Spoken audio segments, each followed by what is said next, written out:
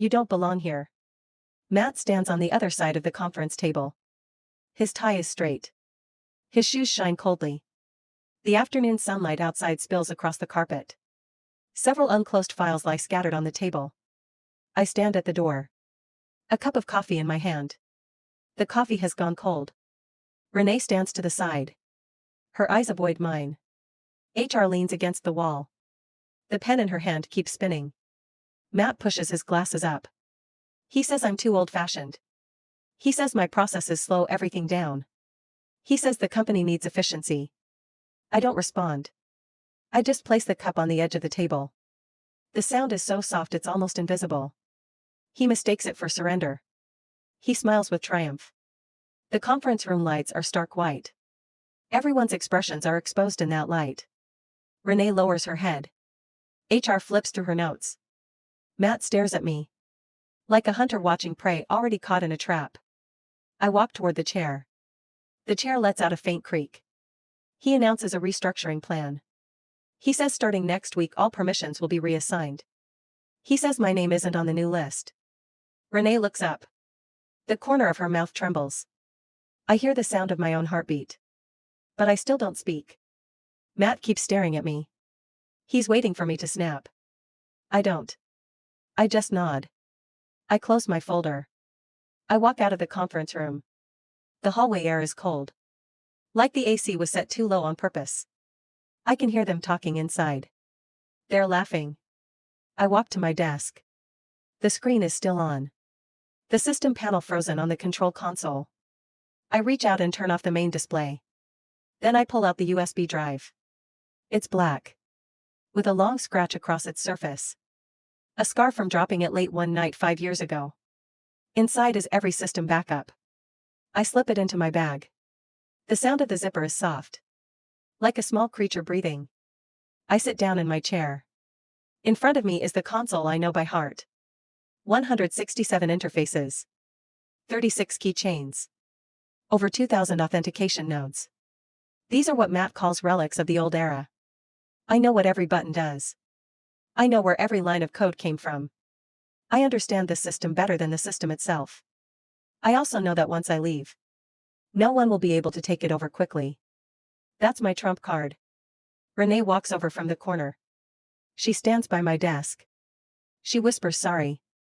I look up at her. She's 26. Fresh out of school.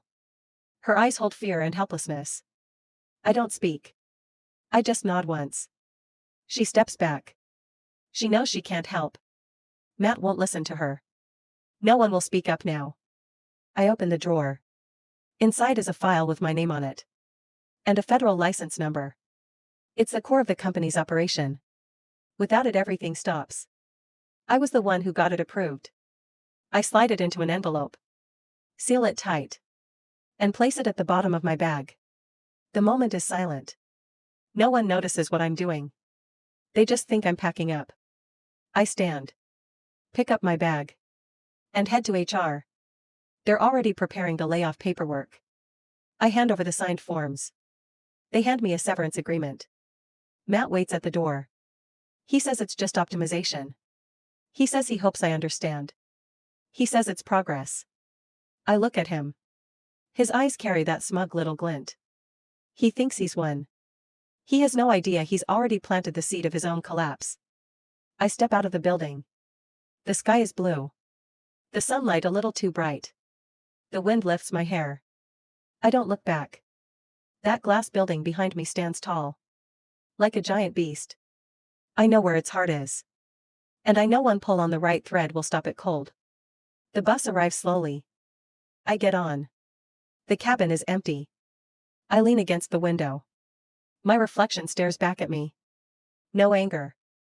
Only calm. I take out my phone. Open the federal licensing platform. The system asks if I want to revoke the license binding. I tap yes. Lines of code roll across the screen. Authentication chains start breaking. I can already picture their faces tomorrow. I can see Matt's jaw hanging open. I can see Renee's panic. I can see that building go silent. I turn off my phone. The city outside slides backward. It feels peaceful. The next morning. I sit in a cafe. Sunlight spreads across the table. A cup of black coffee steams softly. I don't check my phone. I already know they're in chaos. Supply chains locked by the feds. System logins rejected. Every interface cut off. Matt must have rushed into the server room. He must have screamed at the IT team. But they can't fix a thing. Because the only valid key is gone. And only I can bring it back. I know they'll come looking for me. This is just the beginning. Not even 9. The phone rings. It's Renee. Her voice shakes. She says the system crashed. She says Matt is losing it. I listen. I don't speak. She starts crying. She says she doesn't know what to do. I take a sip of coffee. It's a little bitter. I tell her there's nothing I can do. She goes quiet for a long time. Then hangs up. I lean back in my chair. People pass through the cafe. None of them matter to me. For the first time I feel like I'm in control. I'm no longer the one signing things at their command. I'm no longer their so-called burden. At 10. The CEO calls. His voice is calm but tight. He says he hopes I can come back. He says everything is negotiable. He says the company needs me. I smile. I tell him I've already signed the papers. I tell him I'm no longer part of the company. He says we can sign again. He says they can give me a raise. He says they can restore my position. I don't agree. I just say I'll think about it. He pauses for a long time. He says Matt will be dealt with. I say that's not my problem. I hang up. The steam from the coffee fades. A breeze comes in through the door. I pull my scarf a little tighter. At noon. Renee texts me again. She says Matt smashed a cup. She says the CEO yelled at him in front of everyone. She says everyone's looking for me. I stare at the screen. I don't reply. They've already walked into their own trap. They dug it themselves. And I just sat quietly watching. At 2. The CEO shows up outside my building. I see his car pull up. He's wearing a navy suit. A folder in his hand. He knocks on the door. I open it. His smile is strained. He says the company will agree to all my terms. I ask him why he didn't listen in the first place. He doesn't answer. He just sighs. I let him in. He sits on the couch. Like a man who just lost a war. I don't rush to respond. I brew some tea slowly. Set it down in front of him. His hands tremble slightly. He says without the license everything has stopped. I say I know. He says Matt has broken down. He says the board is losing it. I lean back. I say I'm not coming back. He falls silent. He lowers his head. His voice is soft. He says please. That word pulls me back to yesterday. Matt's smirk in that bright conference room. The arrogance. The certainty. And now he's probably shaking. Screaming. Raging at everyone. But it's useless. He's already lost everything. By evening I step out onto the balcony. The sky darkens. Street lights flicker on. The city stretches out below me. The glass building glows again. Like a massive creature without a heartbeat. Every panel of glass is waiting for the touch of my finger. But I don't touch it. I just look. The wind hits my face. Cold and clear. At 11. I get the last message. Renee says Matt's been removed. She says he shouted that it's impossible. She says he's shaking.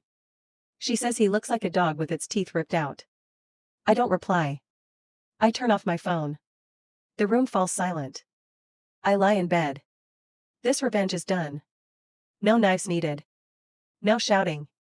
Just one signature. Just me refusing to bend. Just their arrogance pulling them down.